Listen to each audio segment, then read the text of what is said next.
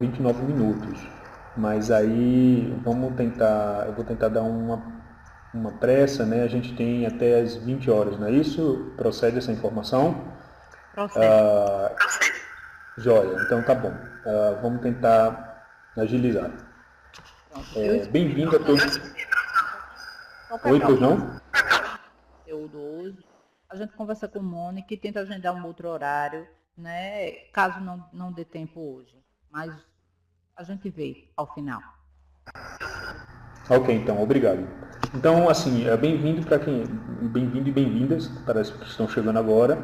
Ah, a proposta da nossa webconferência hoje é nós discutirmos um pouco sobre uma pergunta que é muito importante na discussão sobre a metodologia do ensino e da pesquisa e da administração. Uma coisa muito importante que é preciso que fique bem claro, porque eu vi lá no fórum algumas pessoas fazendo alguns comentários, é o seguinte: a nossa disciplina se chama Metodologia do Estudo e da Pesquisa em Administração. O que isso significa dizer? Claro que vocês já devem ter lido o livro-texto, né? O livro base da disciplina, que é aquele azulzinho, né? Que está lá na aba Conteúdo. Mas, realmente existe uma diferença entre metodologia, está muito alto. Vocês querem que eu abaixe um pouco o som?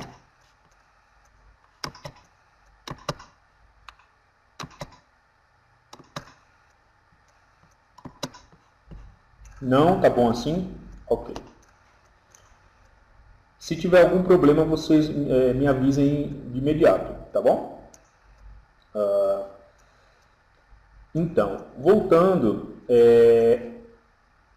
a gente vai trabalhar tanto a metodologia do estudo quanto a metodologia da pesquisa. Uma coisa é a metodologia do estudo, ou seja, o que é a metodologia do estudo? É como se estuda, né? Quais são os métodos que facilitam o processo de estudo individual. Que isso está lá na primeira parte do livro. Outra coisa são os métodos de pesquisa.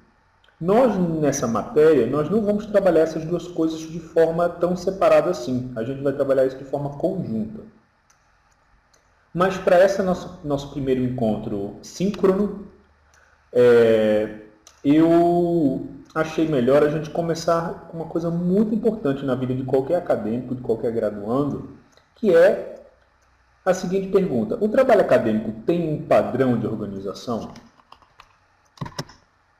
Olha aqui a setinha.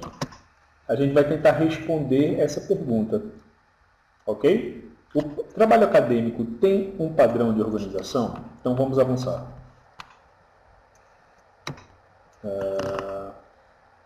A resposta imediata é sim. Existe um padrão de organização, ou seja, há uma ordem, tem uma ordem fixa e que deve ser sempre seguida, sempre respeitada quando a gente estiver realizando a confecção de um trabalho acadêmico. É importante salientar que, quando vocês estiverem lendo o material, né, o livro-texto da disciplina, vocês vão ver que existem várias regras, várias formas de escrever, formas de formatar o texto, formas de elaborar a redação científica. E uma coisa que é importante é nós pensarmos que essas regras não são sempre absolutas, ok? O que isso quer dizer? Quer dizer que elas não são imutáveis, não quer dizer que elas não possam ser relativizadas, não quer dizer que em uma exigência ou outra, essas regras não mudem. Então, por exemplo, às vezes essas regras são estabelecidas para a confecção de um trabalho de conclusão de curso, mas quando você pega esse trabalho de conclusão de curso e tenta transformar ele em um artigo científico para enviar para uma revista científica, vocês vão notar que as regras são diferentes. Isso é muito importante, porque cada órgão que capta esses produtos acadêmicos e publicam esses produtos acadêmicos vão ter suas regras específicas. Dito isto, o que é que eu vou trazer para cá? Vou trazer uma das regras, das quais, digamos assim, é a mais utilizada, que são as normas da Associação Brasileira de Normas e Técnicas, da APNT. E nós não vamos falar sobre todos os detalhes da ABNT. Nós vamos falar agora, de forma introdutória, em alguns aspectos mais iniciais que servem para a gente conduzir qualquer trabalho acadêmico. Eu diria que talvez esses que nós vamos tocar hoje são os mais universais, os que mudam menos. É isso que eu quero dizer. Né? Porque lembrando, reitero, repito isso mais uma vez, a depender do local onde você vai publicar o seu trabalho acadêmico, a depender do local que exija que você faça a confecção de um trabalho acadêmico, ele também vai exigir que você utilize as regras que ele estabeleceu. Entendido até aí, pessoal? Vou avançar, hein? Vamos lá? Joia, que bom que está todo mundo me ouvindo, beleza. Excelente. Então, para começar, quais são os elementos de um trabalho acadêmico? Qualquer trabalho acadêmico sempre vai ter essa disposição. Essa disposição, gente, essa disposição, ela é praticamente universal. Tá? Sempre nós vamos ter, acompanha a setinha aqui, um pré-texto e todos esses elementos assim que estão aqui. Eu não sei se vocês conseguem enxergar porque a figura ficou um pouquinho clara.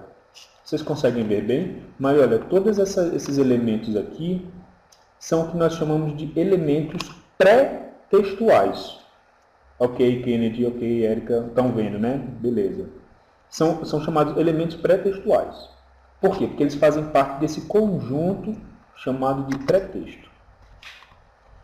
Um outro conjunto, né, de partes que compõem, elementos que compõem o trabalho acadêmico é o que nós chamamos de texto propriamente dito. Nesse texto, a gente pode dividir em duas formas. Né? Se se trata de uma pesquisa acadêmica, com método, com discussão, com dados empíricos e por aí vai, a gente pode seguir esse formato daqui. Se for uma atualização, uma revisão, nós vamos seguir esse formato daqui. Tá? E por fim nós temos o pós-texto, ou também chamados elementos pós-textuais. Tá? Então, voltando.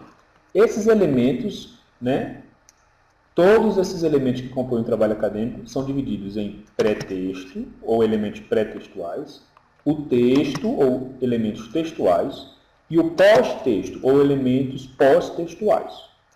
Estão acompanhando, né, pessoas? Dá um oi aí para mim, diz que sim. Então, para finalizar, os elementos pós-textuais geralmente são o currículo da pessoa que pesquisou, o currículo do orientador, um índice remissivo, os anexos e apêndices e as referências. Tá? Então vamos ver cada um, só para a gente saber quais são os elementos que são constitutivos de cada parte desse trabalho acadêmico. No pré-texto nós temos lista de figuras. Sim, isso é uma coisa importante. Aqui nessa figura, se vocês quiserem até depois gravar elas e colocarem assim na porta da sua geladeira, é bacana quando vocês forem fazer o trabalho de conclusão de vocês, porque ela já coloca a ordem em que essas coisas aparecem no seu trabalho. Então veja, nos elementos pré-textuais a primeira coisa é a capa. Depois é o que nós chamamos de folha de rosto. Vocês estão acompanhando aqui a setinha? Depois vem uma dedicatória. Geralmente você dedica seu trabalho para alguém, né? Assim, porque um trabalho nunca se faz sozinho, sempre se faz com um orientador, ou então alguém lê seu texto, relê seu texto, faz uma análise crítica, corrige o português. Quando você vai fazer um trabalho de pesquisa, geralmente você tem um campo de trabalho, essas pessoas autorizam que você vá lá, investigue, colete dados, então assim você tem que agradecer, fazer um agradecimento, uma dedicatória para as pessoas que colaboraram com a feitura do seu trabalho. Isso é extremamente de bom tom no âmbito acadêmico, né? É até recomendável que se faça essas dedicatórias, porque nunca se faz um trabalho sozinho, um trabalho sempre é um trabalho coletivo. Os agradecimentos também, né? Apesar de colocarem aqui a opcional e opcional, é muito de bom tom que também se façam agradecimentos às pessoas que foram importantes no suporte à pesquisa, né? Geralmente a família, você abdica momentos de estar com sua família, você abdica de momentos de estar com seu marido, sua esposa, com seus filhos, para poder trabalhar. Então essas pessoas precisam serem agradecidas, porque elas compreenderam, digamos assim, os momentos de ausência, né, que você teve que assumir para poder fazer um trabalho científico, que gasta tempo, gasta dinheiro, gasta paciência, é um investimento intelectual, né? Então, assim, agradecer sempre é de bom tom. Sempre se tem um resumo, né? Esse trabalho sempre o trabalho que é feito, né, no âmbito da academia precisa ter um resumo para uma leitura rápida de uma pessoa que não quer ler seu trabalho todo, mas ela quer se inteirar mais ou menos do que você está falando. Esse resumo também tem que ser em inglês, que se chama abstract. Um sumário, esse sumário ele é uma lista, né, dos tópicos e dos itens que você vai abordar no seu trabalho. Isso é em todos os trabalhos, tipo nas webquests, diz a Nilma. Olha, Nilma, não necessariamente, tá? Esse modelo aqui é para um trabalho acadêmico que está mais, digamos assim, para uma finalização de curso, certo? Entenderam, Nilma e Damião? Ou seja, não que todo trabalho acadêmico que você vai fazer nesse final. E isso seria mais para uma monografia. Exato. Mas o que é que acontece? Voltando, como nós estamos discutindo metodologia da pesquisa em administração, Cristiane está cortando a voz, certo? Vou repetir. Como nós estamos discutindo metodologia da pesquisa em administração, nós vamos aprender nessa disciplina como organizar um trabalho acadêmico para o final do seu curso, ou seja, para o seu trabalho monográfico, a monografia, ou o trabalho de conclusão, certo? Pretexto. Ainda, a última parte do pretexto é a lista de figura, lista de tabelas, abreviatura e, porventura, alguns símbolos que você possa utilizar. Vamos agora para o texto. Esse daqui, olha, pesquisa. Se você optou por fazer uma pesquisa com dados empíricos, quando eu falo dados empíricos, são dados coletados da realidade onde você está, da realidade organizacional onde você se encontra, tá? Você vai fazer uma introdução, logo em seguida os objetivos, depois o método, em seguida os resultados, a discussão e as conclusões. A ordem sempre é essa, sempre desse daqui de baixo do de baixo para o de cima. Os itens estão na sequência certa? Estão, Zuleide. É assim mesmo. Agora, voltando à pergunta da Nailma. Ela perguntou, todo trabalho acadêmico é assim? Por exemplo, um trabalho de uma disciplina pode ser, tem que ser assim? Não tem que ser assim. Mas, em algumas universidades que são mais exigentes, alguns professores que são mais caxias, mais duros, o que é que eles exigem? Muitas vezes, no final de uma disciplina, eles exigem um trabalho acadêmico neste formato. E, geralmente, é o que eles pedem. Claro que numa disciplina não dá tempo de fazer uma pesquisa, né? Uma pesquisa leva, no mínimo, 1 ano para ser realizada. Aí, um professor que é mais exigente, mais cuidadoso, quer fazer com que o estudante pratique esse formato, geralmente pede para fazer uma atualização, uma revisão de literatura. Isso é muito comum, não é tanto comum nas graduações, mas nas pós-graduações é muito comum. Assim, um professor pedir uma revisão de literatura como trabalho final de uma disciplina. Entendem o que eu estou falando? Isso não é raro, né? Tu entendeu, Nailma, o que eu estou querendo dizer? Ou seja, esse formato também pode ser utilizado caso você queira fazer um trabalho para uma disciplina. um trabalho final da disciplina que é mais exigente, por assim dizer. Aí, geralmente, esses professores utilizam esse formato aqui, né, de uma atualização, que tem esses elementos. Uma introdução, os objetivos, o texto referente ao desenvolvimento do tema. A revisão é um trabalho mais curto? Olha, Laís, depende do escopo da sua revisão. Se você quiser revisar, digamos assim, os trabalhos publicados no último ano, né, por exemplo, em 2016 e 2017, até hoje, o seu trabalho vai ser bem curto. Se você quiser fazer uma revisão, quanto mais para trás você fizer a revisão, mais o seu trabalho, mais o escopo da sua revisão vai aumentar. Então, o escopo da sua revisão vai ficar cada vez maior.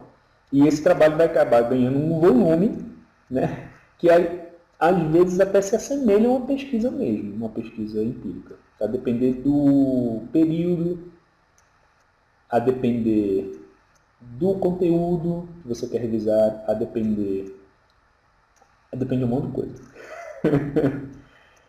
Laís disse, sou eu quem escolho a data ou o orientador? Olha, geralmente essas coisas são decididas em conjunto, Laís. Assim, olha, um bom orientador é aquele que senta com seu orientando e conversa com ele quais são os interesses dele. Uma coisa que a gente precisa ser bem honesto é que, no âmbito da pesquisa científica, no caso, quanto mais melhor, mais ou menos, hein, Thaís? Depende muito. Depende do conteúdo, depende da disposição, do tempo, depende de muita coisa. Por isso que, assim, a melhor solução sempre é você conversar com seu orientador e vocês dois chegarem a um consenso. A melhor opção sempre é essa. Por quê? Porque o estudante tem os seus interesses de pesquisa, mas a gente também não pode ser ingênuo e achar que o orientador também não tem seus interesses de pesquisa. Ele também tem seus interesses de pesquisa. A ideia é que, ainda respondendo a pergunta,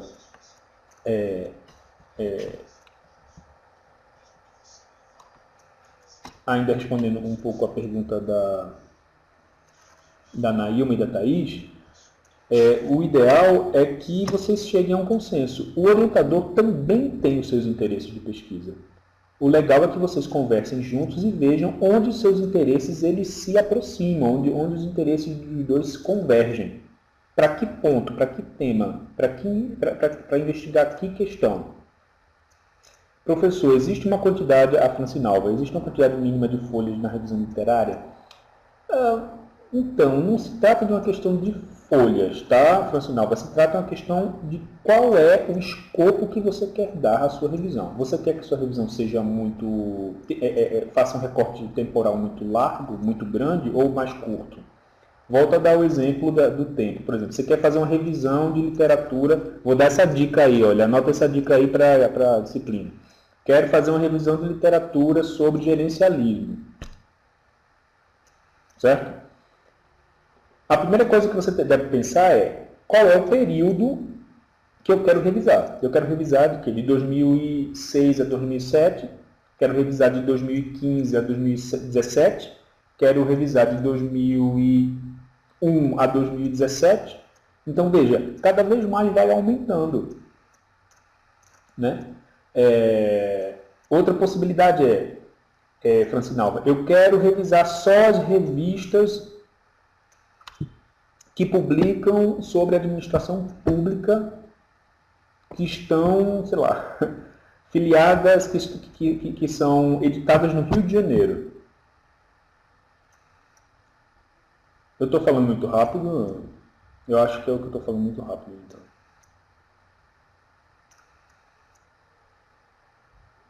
Bem, vamos lá. É que está cortando um pouco, né? Eu vou tentar falar um pouco mais pausado. Então, Nalva, olha só. Às vezes, por exemplo, você pode fazer um recorte por periódico, por exemplo. Tem uma revista científica que na área de administração pública que fica no Rio de Janeiro. Então, eu vou revisar todos os conteúdos dessa revista que estejam ligados com o gerencialismo, por exemplo. Aí você vai ter que ir nessa revista, ver quantos artigos tem falando sobre gerencialismo, vai ter que identificar quantos estão referentes ao tema e vai ter que ler todos eles. Então, assim, às vezes você pode chegar lá. Ok, parou. Estão me escutando ou não?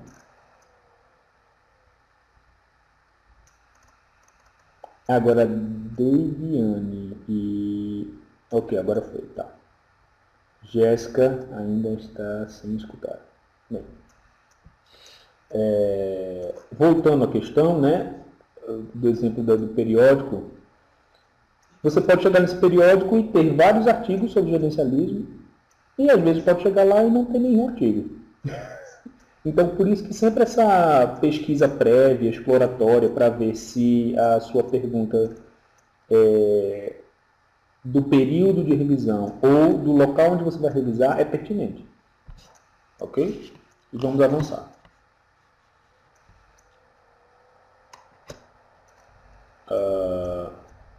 Agora, no pós-texto. O pós-texto também está nessa ordem. Ó. Existem as referências bibliográficas, os anexos, depois um índice remissível que é opcional, um glossário que também é opcional e o currículo Lattes. Vocês todos têm currículo Lattes?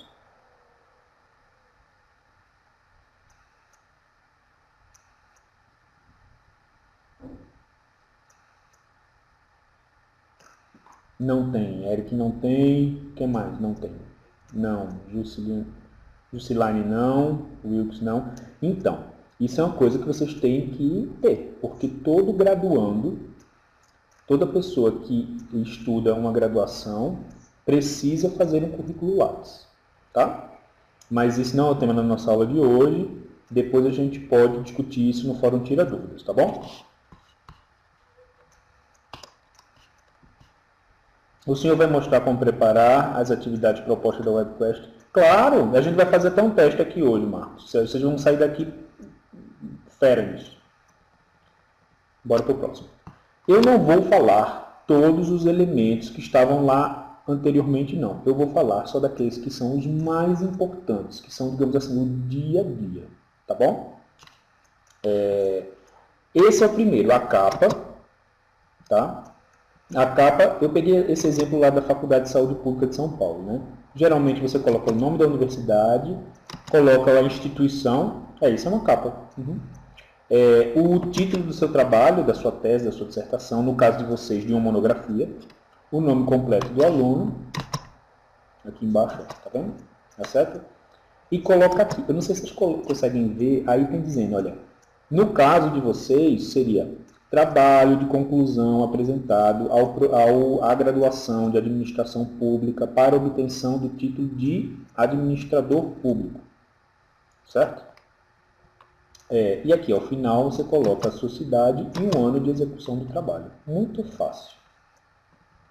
Facinho demais. Agora, isso é o tipo da coisa que a gente só aprende fazendo, hein? Porque se a gente não praticar, a gente esquece. Aqui, olha, formato geral. De uma maneira geral, segundo a ABNT, a ideia é que você trabalhe com papel do tipo A4, que no Word, né, no aplicativo Word que existe nos nossos computadores, ele já está padronizado para esse tamanho. Digitado em cor preta, né, o texto, e somente ilustrações podem ser coloridas. Registramos algumas especificações. A ideia é que já se trabalhe com essas medições. A margem superior e esquerda em 3 centímetros. A margem inferior e direita em 2 centímetros. A margem do parágrafo em 1,5, a partir da margem esquerda. A citação longa, ela também tem que ter uma separação da margem esquerda de 4 centímetros. Um alinhamento justificado. O tipo de letra geralmente se recomenda Arial, né, que é a fonte, quando você vai digitar o trabalho. Né, você usa a fonte Arial. Mas em outros locais se pedem a Times New Roman. A fonte padrão utilizada é o de tamanho 12 e para quando as citações longas, notas de rodapé e legendas, tamanho 10. Isso é o tipo da coisa que a gente também só aprende fazendo. Mas é importante a gente ter essas regrinhas fundamentais. O espaçamento. O espaçamento é esse espaço que fica entre uma linha e outra, né? Entre uma linha e outra. Entre uma linha e outra, certo? Esse espaçamento deve ser sempre utilizado nessa medição, em 1,5. Tá? As referências, o que são as referências? Sempre quando se faz um trabalho acadêmico, todas as ideias que estão ali presentes sempre são ideias de outras pessoas. E isso no âmbito da academia é uma coisa muito séria. No âmbito da universidade é uma coisa muito séria. Por quê? Porque as ideias têm autoria. E quando você cita uma ideia de alguém, você precisa citar o nome do autor. Você cita tanto no texto corrido, quanto ao final do texto, lá nos elementos pós-textuais. A primeira coisa dos elementos pós-textuais é o que nós chamamos de referências, ou seja, você vai citar o autor das ideias que você utilizou ao longo do seu texto. Thaís falou o seguinte: no caso dos trabalhos da WebQuest, também são para serem feitos assim? Veja, no estágio que nós estamos agora, não, porque nós estamos aprendendo. Mas, mais adiante, em outras disciplinas, mais na frente, você pode ser cobrada por outros professores porque você está aprendendo aqui como fazer referências. Entende? Então, o ideal é que, a partir de agora, vocês já se acostumem a citar a fonte de onde você tirou aquela ideia. E você coloca isso no texto corrido e na referência. Isso, exato, exatamente. Tudo está postado lá na sala, muito bem. Trabalho em grupo, todos devem enviar apenas um. Sim. Os slides estão disponibilizados e vão ficar disponibilizados. Quanto ao gráfico, tabelas e imagens, fica em páginas diferentes das legendas? Então, se for um trabalho monográfico, geralmente fica junto do texto. Você vai ler no texto e no texto cita, por exemplo, tabela, como você vê, como pode ser visto na tabela número 1. E logo em seguida vem a tabela. Se for um artigo científico, as revistas geralmente pedem para que você coloque em uma folha em anexo e não no texto corrido. Ok, Nalva? Vamos lá. Voltando para aqui a questão, né? As referências eu já expliquei. E os títulos das seções e capítulos devem ser separados do texto, que sucedem por um espaço de 1,5. Vamos ver as citações. Durante o texto que você está elaborando, você vai citar os autores, conforme eu já expliquei anteriormente. Você não pode citar uma ideia admitindo que ela é original sua. Você tem que citar o autor desta ideia. Então veja esse exemplo, né? Isso aqui nós chamamos de citação curta, com autoria no texto. De acordo com Giddens, vê Giddens aqui, Giddens é o autor. Sempre quando a gente cita o último nome do autor, nós nunca citamos o primeiro, sempre o último nome. O nome desse autor é um sociólogo chamado Anthony Giddens. Então o texto fica de acordo com Giddens. Aí você tem que colocar o ano da obra e a página onde você está retirando a ideia. A terapia é um sistema especializado, profundamente imbricado no processo reflexivo do eu, ou seja, um fenômeno da modernidade. Isso aqui é o que nós chamamos de citação curta. Ela sempre vem aspeada, veja que ela está entre aspas, uma aspa aqui e a outra aspa aqui em cima. Estão acompanhando? Muito fácil.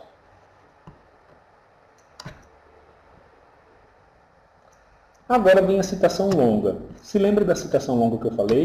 Que é aquela que ultrapassa 3 linhas. Quando ela ultrapassa 3 linhas, ela precisa ficar recuada numa margem de 4 centímetros da margem esquerda, ok? Do texto.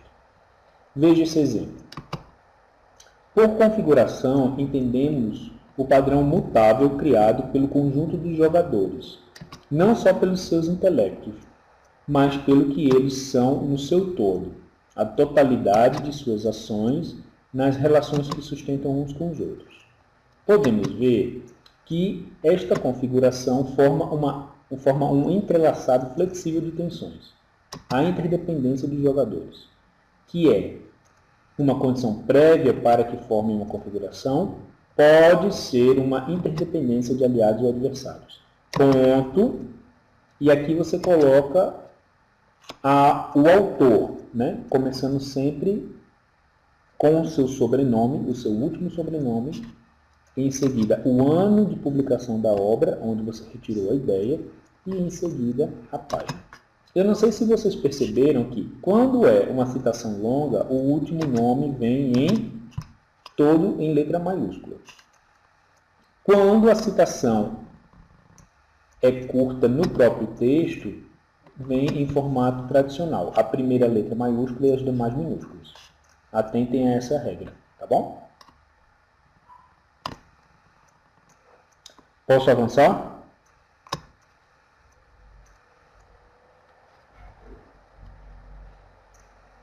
Ok, então vamos lá. As referências. As referências sempre são aqueles materiais que nós lemos para poder citar as ideias dos autores que escreveram esses materiais nos nossos textos. E óbvio, quando a gente está lendo, fazendo uma revisão, a gente lê artigos científicos, lê coisas na internet, lê livros, lê materiais educativos, lê portarias ministeriais, a gente lê... E na nossa área, né, na área da administração pública, que realmente tem muita legislação que a gente cita, né?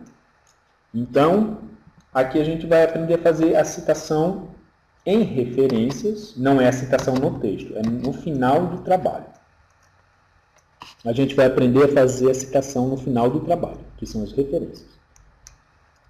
São os elementos essenciais, né? Para que você configure a autoria das ideias que você está citando no seu trabalho. A ordem sempre é autor, título, edição do livro, o local, a editora, a data de publicação. Ok?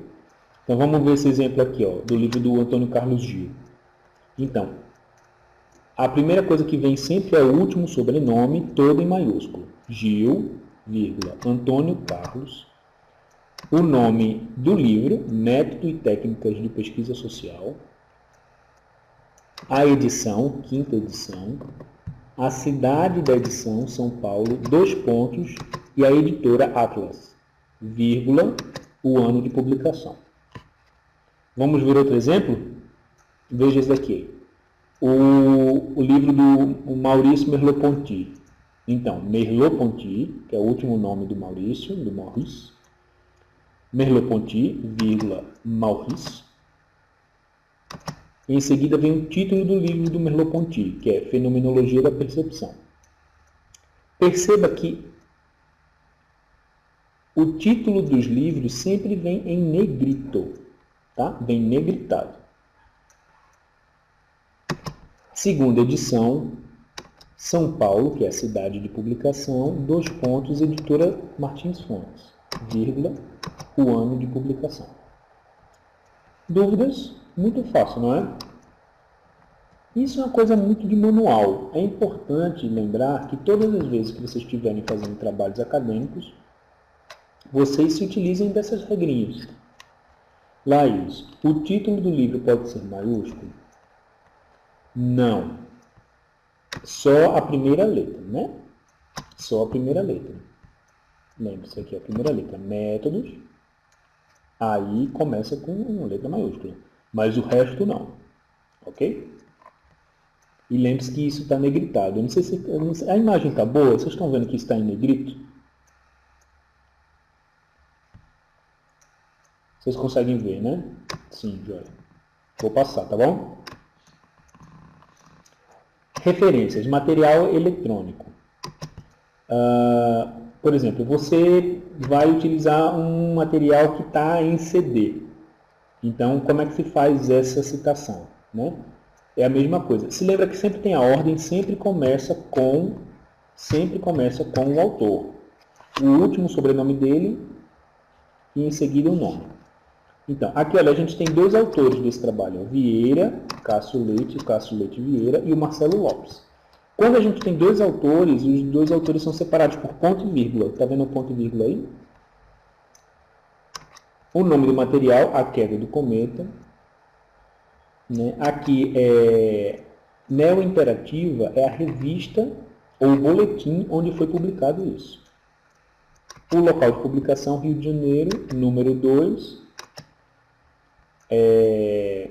O período que foi publicado, geralmente se usa uma estação do ano ou se usa o mês do ano. Inverno, verão de 94. Mas o tradicional aqui no Brasil é a gente usar um mês, por exemplo, maio de 94, junho de 94, ok? E aqui, dizendo o volume do CD. Materiais da internet. Isso é o que mais se utiliza, né? Todo mundo, no final das contas, acaba fazendo um copiar, colar de um monte de coisa na internet. Né? Mas você precisa citar as coisas que estão na internet, porque ela não é de sua autoria. Como é que se cita? Coloca o nome, né? O nome é o último sobrenome, né? O nome da pessoa abreviado, tá? O título do material, o local onde foi publicado, que é esse NET, o local, a cidade onde esse material foi publicado, aí no caso Rio de Janeiro. Olha aí a questão do mês, ó, que você pode utilizar tanto a estação do ano quanto o mês. Aqui, novembro de 98. Seção, ponto de vista. Aí você tem que botar disponível em e copiar o nome, o endereço eletrônico do site onde você pesquisou. E colocar a data de acesso. Acesso em 28 de novembro de 98. Foi quando essa pessoa acessou esse site e leu o material da Silva. Ok? Vou avançando, tá bom? E agora, digamos assim, o que significa esse 2 após o nome Rio de Janeiro? Vamos ver, a Renata perguntou.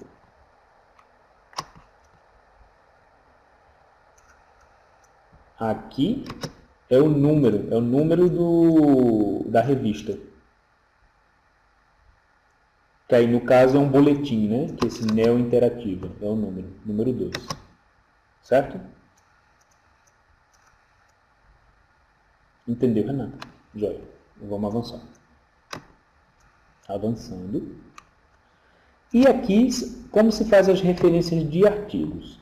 Esse daqui é o carro-chefe nosso, né? Porque quando a gente está fazendo um trabalho científico, né, um trabalho acadêmico, recomenda-se fortemente que se pesquise em artigos e periódicos científicos. Né? Por quê? Porque são pesquisas científicas, acadêmicas, que passaram por revisões exaustivas, foram arbitrados por pares, né, que controlam e analisam a qualidade do material publicado, né, e se ele realmente traz alguma contribuição para o avanço da ciência ou não. Então, por isso, digamos assim, que os artigos científicos são os materiais de pesquisa, né, onde a gente coleta informações para os nossos estudos mais confiáveis, né? E por isso são considerados os materiais de excelência para a pesquisa científica, né? Para que a gente se atualize e a gente compreenda determinado fenômeno, né? E como determinada área está estudando aquele fenômeno. Então vamos lá.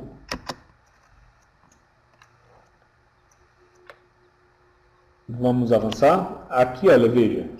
a gente tem essa referência aqui, olha, Brito, Eliane, et al. O que é esse et al? Algumas pessoas já devem saber, outras não. Esse et al significa e outros, em latim. É o que algumas pessoas chamam assim, Eliane Brito e colaboradores.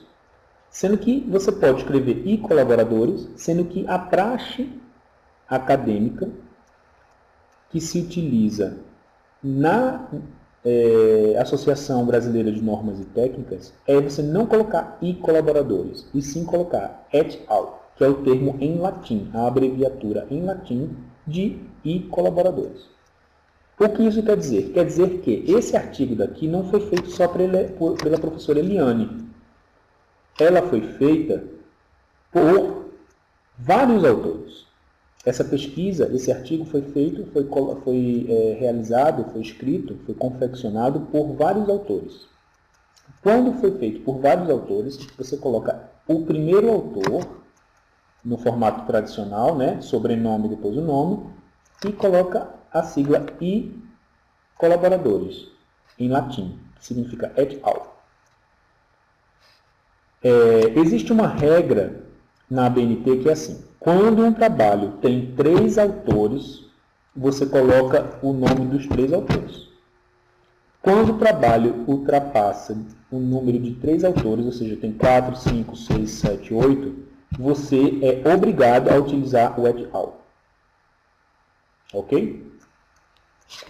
Aqui, aqui nós temos a relação entre aglomeração produtiva e crescimento. A aplicação de um modelo multinível ao setor industrial paulista. Isso é o título do artigo. Em seguida, vem a revista e o seu nome, né? No caso, esse artigo foi publicado nessa revista, a Revista de Administração Contemporânea.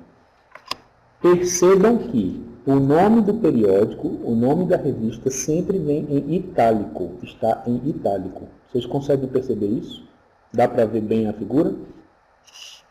E em seguida vem o volume, número 14, o número da revista, número 4, a paginação. A paginação é P. a primeira página e a última. Então, eu sei que esse artigo da professora Eliane começa na página 615 e termina na página 632. Você tem que colocar a primeira e a última página. O mês da publicação e o ano em que foi publicado. Fácil, né? Então, eu fiz aqui um resumo para facilitar a vida da gente. Qual é a ordem sempre? Autor, título do artigo, nome da revista, periódico. Vocês sabem, né, que revista científica também se chama periódico o nome, tá? Só para vocês saberem disso. E o volume é nessa ordem, volume, número, página, mês e ano, sempre separadinho por vírgula. Ok, só um minutinho, deixa eu ver quem perguntou aqui. O título do artigo não é em negrito? Não, o título do artigo ele pode ser em negrito, mas em outros formatos, né? No da ABNT, ele é itálico, tá bom? Professor, gostei do material apresentado hoje, muito bem explicativo, obrigado. Os alunos da próxima aula já chegaram, ok. Não pode encerrar, pois houve um problema no áudio, deve ser descontado. Zuleide, vamos ver como a gente vai fazer aí. Carol, olha só. Vamos lá. Eu tinha um exercício para fazer com vocês. Será que dá tempo de a gente fazer ainda com 2 minutos ou não? Não dá, né? Não, mas eu já acabei. É basicamente isso. E depois eu ia só fazer um exercício. Eu ia fazer um exercício com vocês de como montar uma referência de artigo, de periódicos. Mas a gente pode... Eu vou deixar essa aula lá no ambiente e vocês fazem uma consulta. Laís fez. E a webquest? Laís e todo mundo, olha só. A webquest, vocês vão ter que fazer duas referências. Vocês vão ter que pegar um artigo e fazer a referência. É isso que vocês precisam fazer. Agora, sendo que a referência não só de um artigo, é de dois artigos. Cada um de vocês vai ter que fazer referência de dois artigos, assim como esse modelo. Tá bom? E postar lá. Não sei se vocês deram uma lida na proposta da webquest. Disponibiliza essa aula para o sétimo período. Veja, pode ser, não tem problema nenhum não. Daí depende do pessoal que administra o AVA. Por mim não tem problema não. Digam mais, pessoas queridas. Mais dúvidas?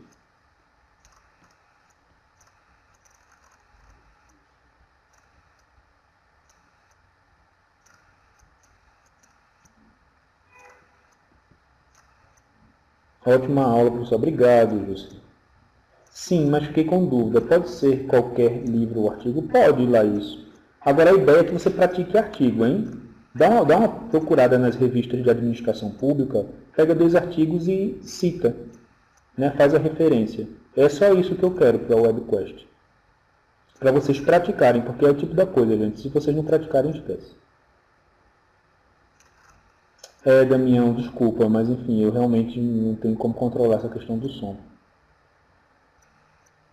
Priorizar a webquest. Agora vocês têm que responder o fórum, tá? Eu cheguei lá, só poucas pessoas responderam.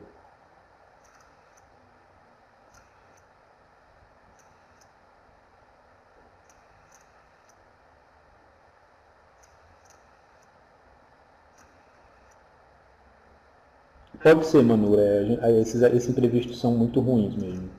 A aula é curta, é uma hora para. Mas assim, olha só, a aula realmente aqui acabou aqui. O que eu ia fazer era só um exercício com vocês.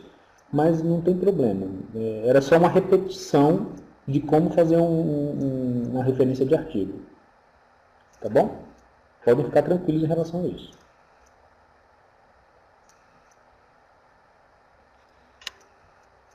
Digam mais, pessoas.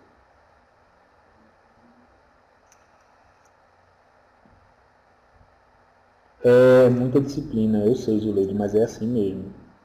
A gente tem que encarar os desafios, né? Não, eu sei que é muita disciplina, mas vamos que vamos, a gente é forte, a gente é guerreiro, vamos embora, somos brasileiros e a gente não desiste nunca. Vamos embora.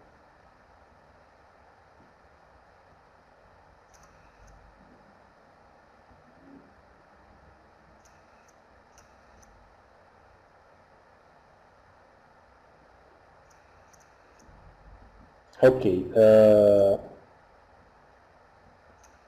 Vamos lá, Carol, como podemos ir?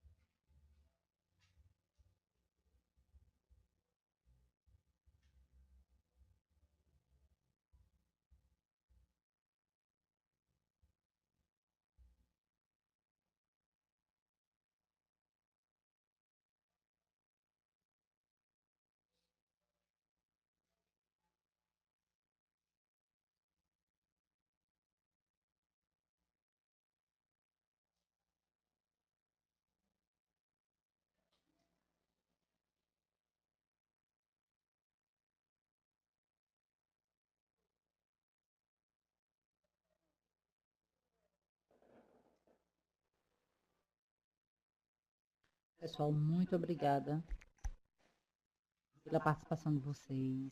Peço desculpas mais uma vez essa questão do professor, mas na plataforma nós temos horários agendados, né, e eles precisam ser respeitados. Então aí a gente prefere completar aquilo que não foi visto do que comprometer a sequência, né, das aulas. E a gente já comprometeu 20 minutos da aula do professor, então ele já está na sala, os alunos já estão também. Então realmente a gente não tem como seguir. Peço desculpas a vocês, mas agradeço a participação.